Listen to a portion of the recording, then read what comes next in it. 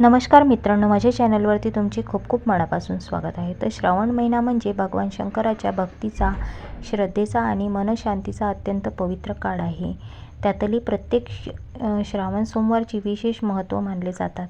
आजच्या या व्हिडिओमध्ये आपण जाणून घेणार आहोत की दुसऱ्या श्रावण सोमवारी महादेवाला अभिषेक कसा घालावा, शिवमूठ कशी वाहावी आणि 21 तिळाची लक्ष्मीप्राप्तीसाठी सेवा कशी करावी याची आपण माहिती जाणून घेणार आहोत.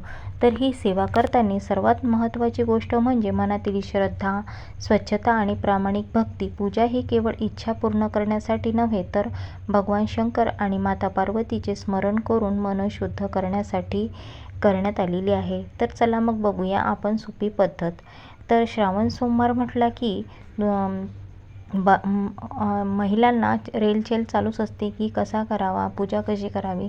तर दुसऱ्या श्रावण सोमवारी शक्य असल्यास सकाळी लवकर उठावे, स्नान करून स्वच्छ वस्त्र परिधान करावे, स्वच्छ कपडे परिधान करावेत आणि त्यानंतर देवघर स्वच्छ करून भगवान शंकरांसमोर दिवा लावावा. घरात शिवलिंग असल्यास त्याची पूजा करावी. जवळच्या शिवमंदिरात जाऊन दर्शन करावे, पूजा करावी. सर्वात प्रथम मनात भगवान गणेशाचे स्मरण करावे आणि त्यानंतर भगवान शंकर व माता पार्वतीला नमस्कार करावा. मनात अशी प्रार्थना करावी, हे महादेवा, माझ्याकडून पूजा करताना नकळत काही चूक झाली असेल तर क्षमा करावी. माझ्या कुटुंबावर आपली कृपा आणि आशीर्वाद सदैव राहू द्या. महादेवाचा अभिषेकांसाठी काय साहित्य लागणार आहे? तर अभिषेकासाठी आपल्या परंपरेनुसार उपलब्ध असेल तेच साहित्य घ्यायचे आहे. स्वच्छ पाणी आपल्या घरी असतोच. दूध आणि बेलपत्र, फुले, अक्षदा, चंदन, धूप, अगरबत्ती, दिवा, नैवेद्य, फळं आणि स्वच्छ वस्त्र आणि पूजेचं साहित्य. सर्व वस्तू मिळाल्याच पाहिजे असे नाही. भाव आणि श्रद्धा सर्वात महत्त्वाची असते. तर महादेवांवर अभिषेक कसा घालायचा आहे? तर सर्वात प्रथम शिवलिंगांसमोर शांतपणे बसावं. दिवा आणि धूप लावून भगवान शंकराचे स्मरण करावे. त्यानंतर अभिषेक करताना सर्वात प्रथम स्वच्छ पाण्याने हळूहळू अभिषेक करावा. अभिषेक करताना शक्य असल्यास मनात किंवा मोठ्याने म्हणावे, ओम नमः शिवाय. पाण्याचा अभिषेक करताना मन शांत ठेवावे. आपल्या कुटुंबाच्या सुखशांतीसाठी प्रार्थना करावी. दुधाने अभिषेक करताना त्यानंतर श्रद्धेनुसार थोडं दूध अर्पण करावं. दूध अर्पण करताना त्याचा अपव्यय म्हणजे विनाकारण वाया जाऊ नये असं त्याची काळजी घ्यावी. पुन्हा मनोभावे प्रार्थना करावी. ओम नमः शिवाय या मंत्राचा जप चालूच ठेवावा. त्यानंतर पुन्हा स्वच्छ पाण्याने शिवलिंगांवर अभिषेक करावा. बेलपत्र वाहताना महादेवाला बेलपत्र अत्यंत प्रिय आहे, त्यामुळे बेलपत्र स्वच्छ असावं. बेलपत्र अर्पण करताना देठाची बाजू कोणत्या दिशेने ठेवावी त्याबद्दल आपण वेगवेगळ्या घरांमध्ये परंपरेनुसार वेगवेगळे नियम आहेत. त्यामुळे आपल्या घरातील कुलाचार आणि मंदिरातील परंपरेनुसारच बेलपत्र अर्पण करावं. बेलपत्र अर्पण करताना म्हणायचं आहे, ओम नमः शिवाय. एकीकडे बेलपत्र श्रद्धेने अर्पण करायचं आहे. त्यानंतर शिवमूठ कशी वाहायची आहे? तर भक्तांनो, शिवमूठ वाहण्याची पद्धतसुद्धा महाराष्ट्रात अनेक घरामध्ये श्रद्धेने पाळली जाते. मात्र शिवमुठीची धान्य किंवा क्रम प्रदेशानुसार, घरच्या कुलाचारानुसार बदलू शकते. तर आपल्याला दुसऱ्या श्रावण सोमवारी कोणती शिवमूठ आहे हे आपल्याला कॅलेंडरमध्ये, पंचांगमध्ये समजू शकते. पण इथे आपल्याला माहीत आहे तिळाची आहे, तर आपल्याला तीळ व्हायचे आहे. म्हणून तुमच्या घरात पूर्वपार चालत आलेली पद्धत असेल तीच प्रथम म्हणावी. दुसऱ्या श्रावण सोमवारी शिवमूठ वाहण्यासाठी स्वच्छ तीळ घ्यायचे आहे. घरच्या परंपरेनुसार ठरलेली साहित्य घ्यायचे आहे. स्नान करून पूजा केल्यानंतर महादेवासमोर शिवमूठ ठेवावी. दोन्ही हात जोडून आपल्या कुटुंबाच्या सुखासाठी प्रार्थना करावी. त्यानंतर हातात थोडे तीळ घेऊन श्रद्धेने शिवलिंगाजवळ अर्पण करावे. अर्पण करताना म्हणावे, ओम नमः शिवाय किंवा आपल्या घरात चालत आलेले पारंपरिक जप म्हणावा. शिवमूठ वाहताना मनात कोणाबद्दलही वाईट विचार ठेवू नका. पूजा केल्यानंतर शक्य असल्यास गरजू व्यक्तींना अन्नदान करा. त्यामध्ये 21 तिळाची लक्ष्मीप्राप्तीसाठी सेवा कोणती करायची आहे? तर आपण आज जाणून घेणार आहोत की 21 तिळाची श्रद्धापूर्वक सेवा कोणती करावी. तर ही सेवा करताना लक्षात ठेवा की धनप्राप्तीची हमी देणारी कोणतीही पूजा नसते. पूजा ही श्रद्धा आणि सद्भावना आणि सकारात्मक संकल्पानेच केली जाते. सर्वात प्रथम देवघर स्वच्छ करावे. भगवान शंकर, माता पार्वती आणि त्याचे स्मरण करावे. एका स्वच्छ ताटात किंवा वाटीत 21 तीळ मोजून घ्यावेत.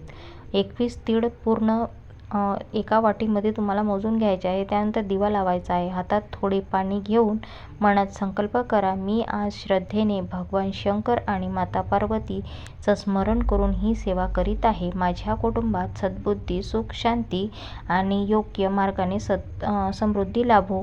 त्यानंतर 21 तिळांकडे पाहून भगवान शंकराचं स्मरण करावं. प्रत्येक तीळ अर्पण करताना सर्व तीळ एकत्र अर्पण करताना ओम नमः शिवाय या मंत्राचा जप करायचा आहे. त्यानंतर माता लक्ष्मीचं स्मरण करून आपल्या घरात सुख, समृद्धी, शांती, प्रामाणिक परिश्रम आणि सदाचाराची समृद्धी राहावी अशी प्रार्थना करायची आहे. 21 तिळाची सेवा करताना महत्त्वाची गोष्ट अशी की भक्तांनो, केवळ तिळाची सेवा करून जीवनातील सर्व अडचणी लगेच दूर होतील अशी अपेक्षा ठेवू नका. कारण भगवान आपल्या श्रद्धा, धैर्य आणि योग्य मार्गावर चालण्याची प्रेरणा देतात. त्यामुळे पूजेसोबतच प्रामाणिक मेहनत करावी, पैशाचा योग्य वापर करावा, गरजूंना मदत करावी, अन्नाचा अपव्यय टाळावा, घरात प्रेमाने वागावे, शक्य असल्यास दान धर्म करावं. हीच खरी समृद्धीची वाट आहे. तर महिलांनी कोणते नियम पाळायचे आहेत? तर महिलांनी श्रावण सोमवारची पूजा करताना स्वच्छता आणि श्रद्धा ठेवावी. परंतु प्रत्येक घरात धार्मिक नियम वेगळे असतात. त्यामुळे घरातील ज्येष्ठ व्यक्ती कुलाचार किंवा आपल्या परंपरेनुसार पूजा करावी. उपवास करणे आवश्यक आहे असे नाही. प्रकृती, वय आणि परिस्थितीनुसार निर्णय घ्यावा. जर उपवास करणे शक्य नसेल तर साधा सात्विक आहार घेऊनही भक्तिभावाने पूजा करता येते. सर्वात प्रथम म्हणजे भगवान शंकराच्या पूजेमध्ये मनाची शुद्धता आणि श्रद्धा असावी. संध्याकाळची पूजा करताना संध्याकाळी देवघरात पुन्हा दिवा लावावा. महादेवासमोर बसून किमान 11 ते 21 वेळा आपल्या श्रद्धेनुसार ओम नमः शिवाय या मंत्राचा जप करावा.